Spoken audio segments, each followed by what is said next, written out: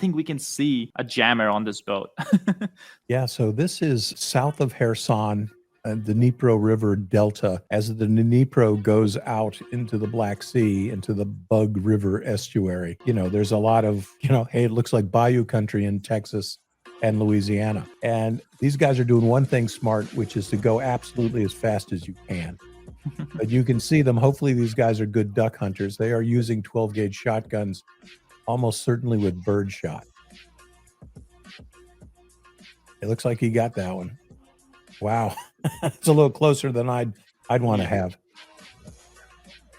See, that's the thing. We don't know how much the range of the jammers are. I wonder if that's playing a role, or is that non-existent now because it's all fiber optic? If these are fiber optic drones, then it wouldn't have an effect. This is a jammer that is actually moving, so it's probably pretty effective. But as we go back, though, we'll look. There's a hit on this boat, and I am sure it hurt right now. Okay, nobody shrugged that off, right? And we don't see if the boat stopped after that. Yeah, so that kind of a hit is bad news. Ooh, I think that was in the water. Yeah, I think that went into the boat. There it is. Wow. Okay. Well, this is definitely heat shooting for your life, right? So the other thing that we notice about this is, the only thing engaging these guys right now are the drones. So, there's a lot of, you can see that low swampy country out there that's sort of not really any side controls, but just the number of drones that are closing in on these guys is a message to the Russians. Yeah. This isn't safe. And like I said, that previous hit, look, there are at least 3 or 4 guys in that boat that are hurting. That thing went off right over the coxswain. That's spray and pray right there. Yeah, which is insane because I know in gaming we have those terms in video games. Spray and pray, absolutely. Yeah. That one guy looks like he's got his tourniquet already on his leg. Wait, let me see. Oh yeah, so they can. Yeah. This will be a patrol they remember. I don't know. That's a lot. So this is all one boat. That's what's insane, right? The amount of drones is insane. I wonder how many. Each drone is a drone pilot too, right? Because it's unlikely that the same pilot could send in second drone that quickly. Do you know anything about that? Exactly. This is a number of pilots who are converging their drones. And of course, everyone's on the radio. The Ukrainians are, and they're saying, they give an 8-digit grid coordinate and, high-speed Russian patrol boat, and people are just closing in. Another thing, you've got these guys, they are negotiating waterways, which maybe they know and maybe they don't, but you're looking at a nautical chart and there's only so many places these guys can go. So the drones can converge in front of them. This would be a pretty hairy patrol, I think. Yeah. So this is not near Pokrovsk. This is like the Zaporizhia area, right? Yeah, I think this is south of Kherson. But in Pokrovsk, I saw an interesting stats just from a few days ago where one of the drone unit commanders shared that they're actually taking out 80% of soldiers before they get to the front lines. Because one of the bigger issues Ukraine has is infantry, right? So the more they can take out Russian infantry before they get to the front lines, the better it is for Ukrainians. Yeah, you always want to do that. If you don't have to fight the guy because he doesn't arrive at the target, it's amazing. I think we mentioned when we were last time we did this, I was speaking to the medical director of one of the divisions in the East, and he was saying that most of the casualties he treats, and that was interestingly his number, 80% are injured by drones. Wow. And only 20% by artillery and or rifle fire. So again, I keep saying this is, the first war of the 21st century. It really is.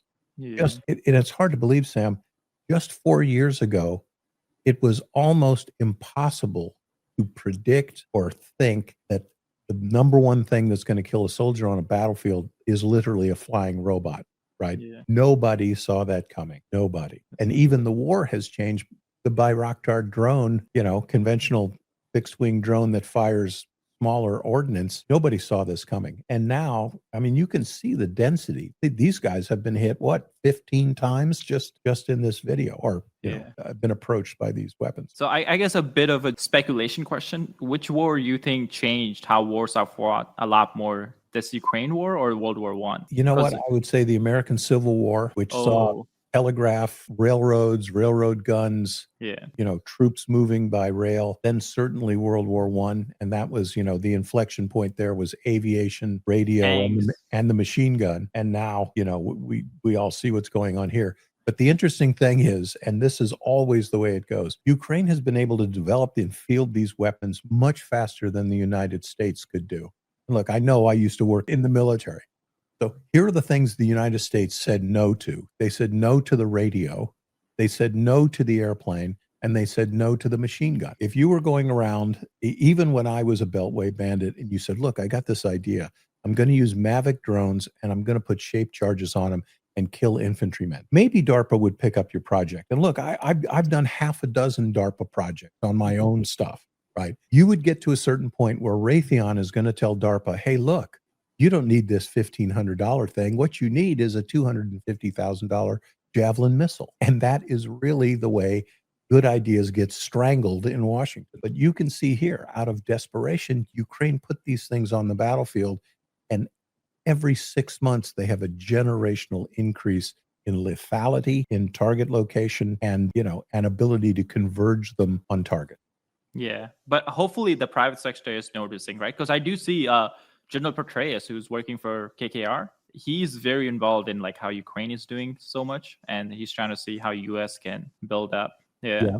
That is definitely the thing. But, there's another thing that's coming that is going to be a revolution, and it's sort of under just, in the shadows here. You creating an electronic bubble over this fast moving boat that these drones cannot function in. And one of the things that is at the root of that, you need energy to do that. You want to broadcast so much radio waves that these guys cannot function. It all comes down to power sources.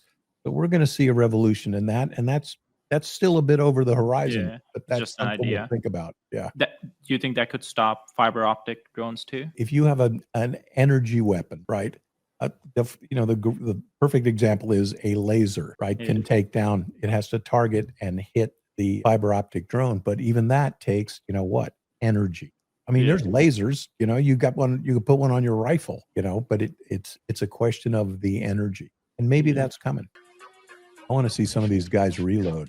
You don't have a very good chance shooting a rifle at a drone, and especially if you're not aiming. Whoa, I don't even want to see that. Yeah, because that's the problem, right? We see in Ukraine, like where one soldier takes out a drone, it's like such a relief and like a celebration type of moment.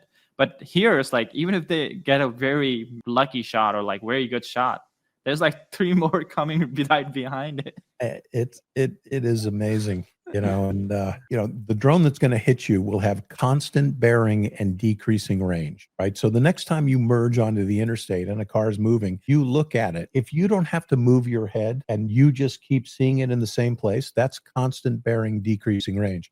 That means you're going to hit. So the drone that's going to hit you has to be on a constant bearing. And these guys going like this, you have to, the hard thing in combat is to put your physics hat on and go, okay, that one that's going like this can't hit me because the bearing's changing. But that one diving out of the sky that is in my little over my rifle sight, that one's going to hit me. Little weird things like that. But, that math is inescapable, man. Nothing that doesn't have a constant bearing can ever hit. You have to make those decisions so quickly. Well, it's sort of like now you've seen the briefing point, and next time you merge on the freeway, look, if that you're looking at it and it's going like this, it's not going to hit you. But if it's staying there, door handle to door handle, it is going to hit.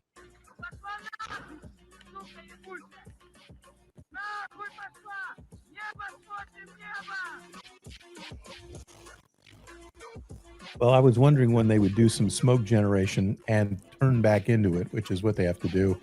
This is another thing you'd want to do. When they're trailing a smoke trail, all you're doing is telling everybody exactly where you are. You got to turn around and go back into it, right? So, but here are these guys in this narrow channel. They're constrained. Ooh, that hurt. I got a feeling that this video was taken off somebody's phone. This thing looks like it's been hit a couple of times. This is just a short clip of what we're allowed to show here on YouTube. but if you want to watch the full episode, you can join our platform by clicking the link in the description or scanning the QR code on your screen. We put out a new uncensored Battlefield breakdown episode every single week, and to make sure we're not forced to censor something because of the platform we are using, we built our own platform, Basics Insider. So join us today and support independent journalism by clicking the link in the description or going to basicsinsider.com.